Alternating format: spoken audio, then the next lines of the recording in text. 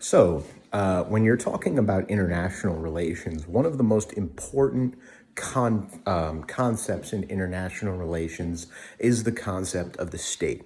In essence, you could define international relations as the way states operate and the way states interact with one another. So, what exactly is a state, and where does this definition originate from? So one of the earliest most important aspects for the creation of the nation state was the Treaty of Westphalia. The Treaty of Westphalia essentially kind of defined what a state is, and or at least was one of the early documents describing states and their role and what exactly they should do. After the Treaty of Westphalia, there was a period where there was some wars, but after the defeat of Napoleon's France in the War of 1812, there was a period of peace, which is named by some scholars as Pax Britannica. Pax Britannica, or British peace, was so called because it was essentially the belief of many scholars that the British, as the main ruling power, were a big reason for this peace, whereas the French had tried to dominate a lot of their neighbors. It is believed that the Brits did not actually attempt to do this, but instead they were more concerned about getting ahead industrially.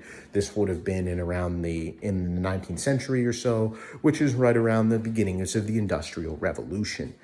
And so the next big major actor who had a very, very important role in shaping what the state is and what its benefits are is Woodrow Wilson. So the president of the United States of America during World War I, Woodrow Wilson was somebody who desired that there was more of a law governing various countries rather than merely the law of the jungle as it had been before. Individual societies had laws, but there was a lot of instances where essentially if you were the person who made those laws or the people in power, you yourself were not actually, you didn't have to follow them because nobody could really make you. So there was a situation where Woodrow Wilson essentially came in and wanted things to change. He thought that the governments of individual countries should work for the people rather than the other way around. And he wanted states to work in a way that was a bit more democratic and also a bit more where individual states had to be conscientious of international law. So he essentially wanted a sort of system that would allow them to face some pushback and also to be somewhat accountable for their actions. This was a very important theory in the time. This also coincided with the fall of imperialism. Woodrow Wilson's idea of a state was that it should be a people who share some commonalities, a common language, a common culture, a common ethnic group. In the centuries before this, there were a large number of empires around the world. The Ottoman Empire, the British Empire, the Russian Empire, and in and around the period of Wilson, the majority of these fell. So what you ended up with was the fall of imperialism. A lot of instances where people who had previously been subjugated by people who essentially had more power demanded autonomy. This resulted in the creation of a number of states in the same time that in or around the same time that Woodrow Wilson was alive. And a lot of modern states can actually trace their origins to this period. Also important in this period was the emergence of the superpower. With the fall of imperialism, many of the previous empires, as I mentioned before, such as the Ottoman Empire, the Habsburg Empire, the Russian Empire, and many others, fell during this time, and instead were replaced by the USA and the Soviet Union. The USA and the Soviet Union had such an advantage in technology, manpower, military power, and economic power that the term superpower was created. The existence of two superpowers, which were ideologically competing, was very relevant for the way that the rest of the world worked. Because these two countries were divided ideologically, and there were a number of smaller nation states popping up left and right, what these states had to do was essentially fall in line. A big part of international relations is alliances.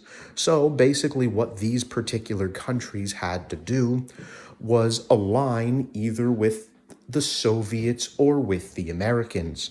And in this period, these alignments were something that were somewhat subject to change, and these alignments became more pronounced after World War II, as the United States and the Soviets were actually on the same side in World War II, fighting against Nazi Germany, against Imperial Japan, and against Italy.